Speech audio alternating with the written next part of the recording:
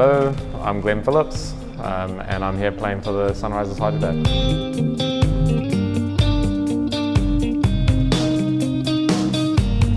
I think it's probably got to be the diving catch against Australia in the World Cup. That's probably the top one.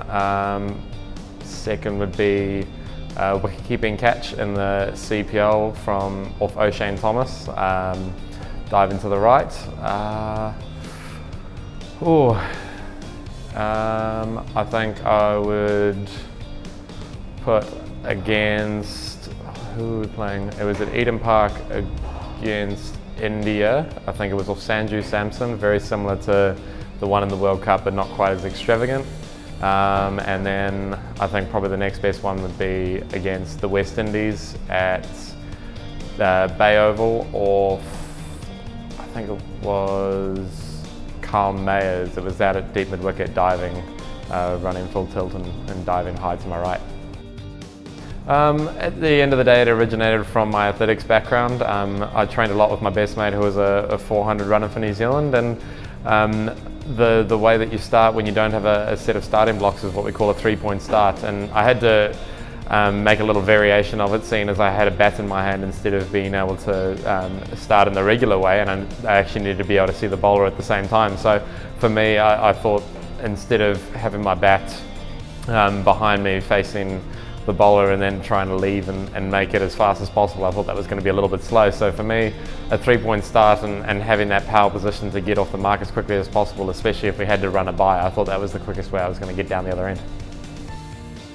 I mean, I've always been a huge John Cena fan. I watched WWE growing up, and he was obviously my favourite superstar, and it was, honestly, it was very fluke and just by chance. Our media guy, well, not the media guy, the DJ at the time, must have known I'd been in the gym a lot or something like that, and I think I got the crew cut as well, which is very similar to the John Cena hairstyle, and I guess as I was walking out, he just decided to play that, his WWE entrance song, and I was going to let it be and just walk out normally, but the time that John actually walks out in the WWE is very similar to the time that I started running out when the song was playing live. So, and somehow he got hold of it, got caught on it, and yeah, he posted it obviously without a caption for people to interpret as they see fit, and yeah, it was pretty cool that blew up so much.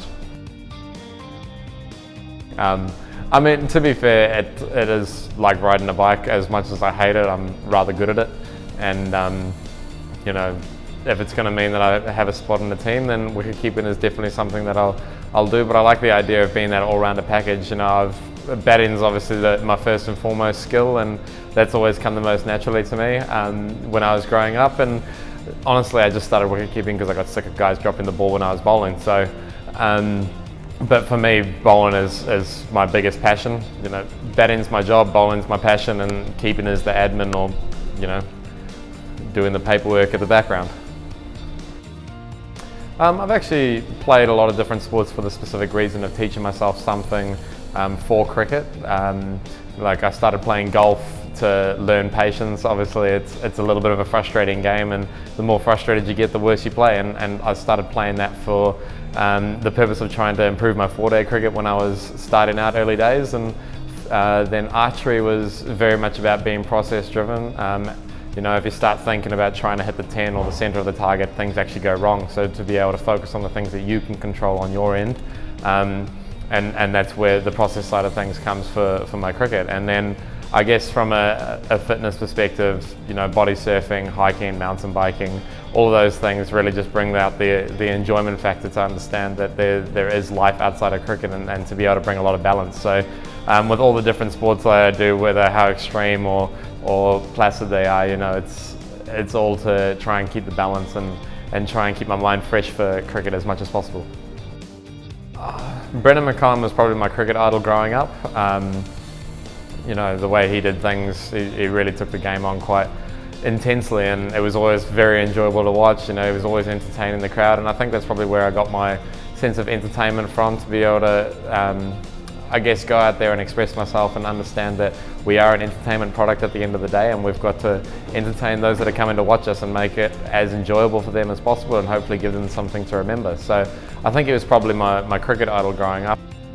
At the end of the day, I'm not thinking at all. It's very much raw emotion, and whatever comes out naturally. As I said, the whole source is the entertainment for the people, and you know, when I take catches, it's very much about entertaining the crowd, and a lot of guys have likened a few of my celebrations to the Gladiator "Are You Not Entertained" sort of section of the movie. So not that I do that on purpose, but that's what a lot of guys have actually given me a little bit of stick about. So as I said, it's completely raw emotion, and whatever comes out is natural. And for me, the sniper thing was actually a mate telling me, you know, if you get a direct hit, you definitely got to do this celebration.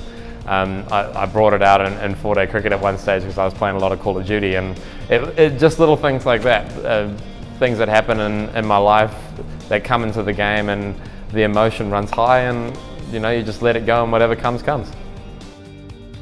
I think I always wanted to be a space shuttle pilot when I was younger. Like every kid wants to be an astronaut, I wanted to fly the shuttle.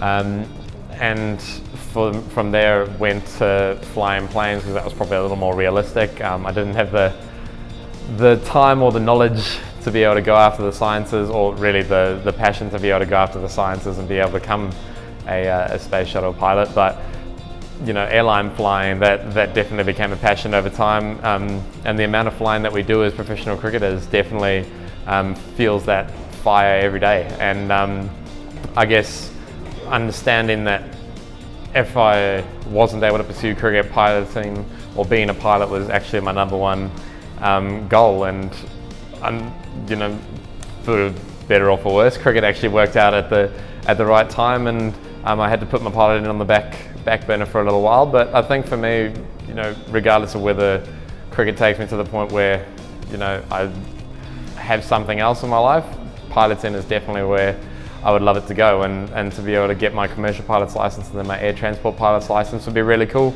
For me, having that sense of enjoyment and that passion for something else in life outside of cricket, and then hopefully being able to fly one day would just be fantastic.